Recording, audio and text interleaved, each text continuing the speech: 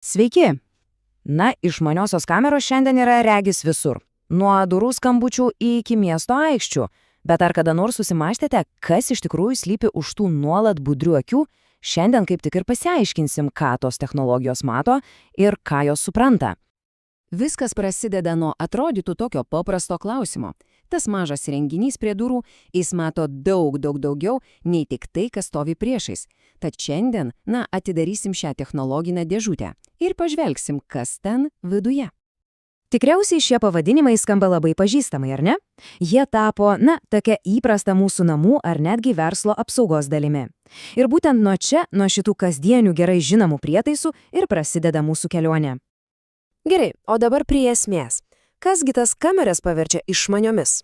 Atsakymas, tiesą sakant, slypi vos trijose raidėse – DI. Taip, dirbtinis intelektas. Būtent jis paverčia, paprastą vaizdo kamerą galingų analizės įrankiu. Pabandykime apibrėžti paprastai. Užuot reagavusi bet kokį judesį, sakykime, vėjų siūbuojamą medžio šaką, DI kamera analizuoja, ką ji mato. Ir čia yra tas esminis skirtumas. Tai leidžia atfiltruoti triukšmą ir sutelkti dėmesį į tai, kas iš tikrųjų svarbu. Dirbtinis intelektas čia veikia remdamasis, sakykime, 3 pagrindinėmis galiomis. Pirma – objektų atpažinimas. Jis padeda atskirti, ar prie durų kurjeris, ar kaimynų katinas. Antra – elgesio analizė. Ji gali pastebėti, jei kas nors įtartinai ilgai trypčioja prie durų. Ir galiausiai – veidų atpažinimas. Būtent ši funkcija atveria duris į kur kas plačesnį ir, reikia pripažinti, sudėtingesnį pasaulį. Ir štai čia labai svarbu suprasti vieną esminį skirtumą. Yra patikrinimas arba verifikacija. Tai daro telefonas, kai atrakinate jį savo veidu, jis tiesiog patikrina, ar čia tas pats asmuo. Bet yra ir identifikavimas, o tai jau visai kas kita. Čia vienas veidas yra lyginamas su milžiniška duomenų bazė, ieškant atitikmens. Būtent ši galimybė ir yra masinio stebėjimo pagrindas. Ir būtent čia vaizdas smarkiai išsiplečia. Pasirodo, ta pati technologija, kuri saugo mūsų namus, yra naudojama ir vyriausybių nacionaliniam saugumui užtikrinti. Žinoma, mastas čia visai kitas. Taigi, pažiūrėkime, kaip visa tai veikia didelių mastelių. Štai keletas konkrečių pavyzdžių, kaip tai veikia, sakykime, JAV vyriausybės lygmeniu. Oro uostuose technologija padeda pagreitinti eiles, leidžia greičiau praeiti patikrą. Prie sienos ji padeda pareigūnams greitai ir patikimai patvirtinti asmens tapatybę, o tyrėjams ji tampa įrankiu tyriant pačius sunkiausius nusikaltimus. Pavyzdžiui, ieškant vaikų išnaudojimo aukų ir jos skriaudusio nusikaltėlių. Ir dabar skaičiai. Kas tikrai stebina, tai oficialiai skelbiamas tikslumas. Nacionalinio saugumo departamentas teigia, kad jų sistemos oro uostuose ir pasienyje veikia su didesniu nei 99% tikslumu. Tai parodo, kokia galinga ir patikima tapo ši technologija, kai ji taikoma masiniu mastu. O štai čia tiesioginė citata iš departamento ataskaitos, kuri, manau, gerai iliustruoja, kaip naudojamas vienas iš labiausiai aptarinėjamų įrankių. Joje sakoma, kad Clearview AI padeda identifikuoti aukas ir nusikaltėlius vaikų seksualinio išnaudojimo bylose. Ir pabrėžiama, kad šiuo metu šis įrankis nėra naudojamas jokiems kitokio pobūdžio tyrimams ar tikslams. Gerai, dabar kai pamatėme, kokia galinga ši technologija gali būti, privalome aptarti ir kitą jos pusę. Nes žinote, su kiekviena galinga technologija ateina ir sudėtingi klausimai.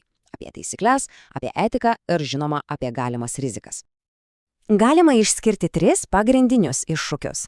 Pirmasis – algoritminis šališkumas. Tai reiškia, kad technologija gali klysti dažniau su tam tikromis žmonių grupėmis. Antrasis – žinoma, privatumas. Kur keliauja visi tie surinkti veidų duomenys ir kas juos gali matyti. Na ir trečiasis – kibernetinis saugumas. Juk bet koks prie interneto prijungtas įrenginys yra potencialus taikinys įsilaužėliams. Atsakant į šias rizikas, visuomenė, žinoma, nelieka nuošalyje.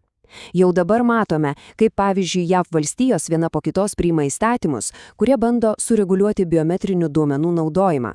Iš esmės, šie įstatymai reikalauja 3 dalykų – sutikimo, skaidrumo ir aiškių taisyklių, kaip duomenys yra tvarkomi.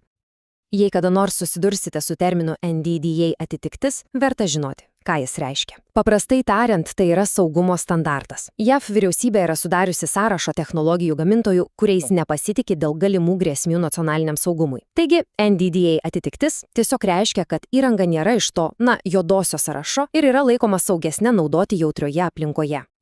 Ir ne tik įstatymo leidėjai, bet ir pati pramonė bando reaguoti į šiuos iššūkius, formuodama tam tikrus etikos principus. Tai yra tarsi kelrodžiai atsakingam dirbtinio intelekto kūrimui.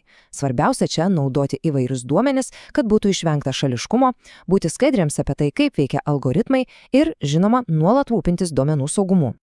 Tai kur link visa tai juda? Akivaizdu, kad technologijos vietoje nestovės. Pažvelkime trumpai, kas mūsų gali laukti ateityje. Štai vienas pavyzdys – žvilgsnis į ateitį. Tobulėja ne tik programos, bet ir patys prietaisai.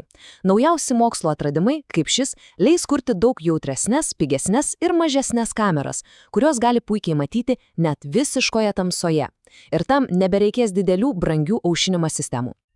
Gerai, tad apibendrinkime visą šią kelionę 4 žingsniais. Viskas prasideda nuo vienos išmaniosios kameros prie mūsų durų. Jos viduje esantis dirbtinis intelektas analizuoja vaizdą.